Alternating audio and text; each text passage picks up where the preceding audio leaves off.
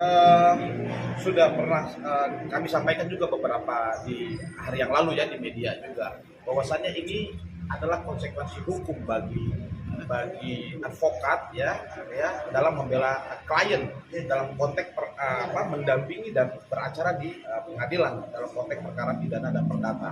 Nah, di media saya sampaikan yang lalu itu akhirnya ini menjadi konsekuensi hukum yang diterima oleh saudara Rasman dan juga saudara Firdaus ini kan gitu.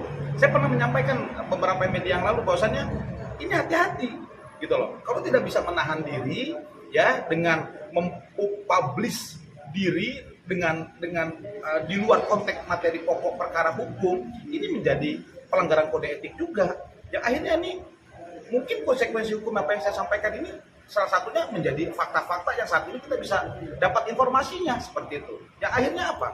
Keputusan dari Pengadilan Tinggi Ambon yang sudah ada di media ramai sekali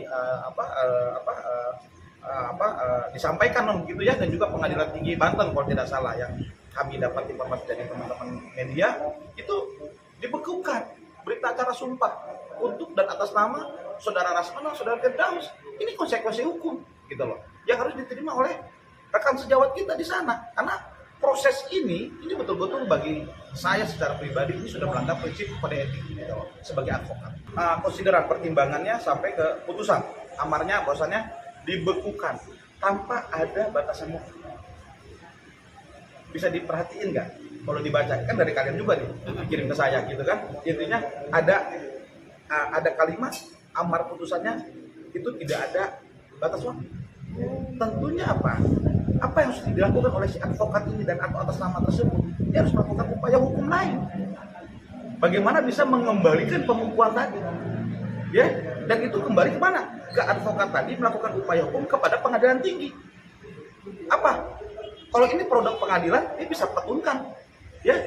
Kalau dalam upaya hukum pidana perdata, dalam hukum pidana dan perdata, dia bisa upaya hukum lainnya, contoh banding, ya? Lanjut kasasi, gitu kan, lanjut peninjauan kembali dan sebagainya. Itu contoh. Dalam konteks mereka ini, mereka harus melakukan upaya hukum. Kenapa? Karena pembukuan tadi tidak bersifat sementara. Ya, kalau tidak bersifat sementara, maka dia harus melakukan upaya hukum lain. Untuk bisa apa? Apakah upaya hukum si mereka ini atas nama ini, dua orang ini bisa mengembalikan mencabut ya atau menganulir dan atau memperbaiki dari surat keputusan Pengadilan Tinggi Banten dan juga Ambon. Dan ingat ya, ini hierarkinya ke Mahkamah Agung. Nah ini lembaga yudikatif.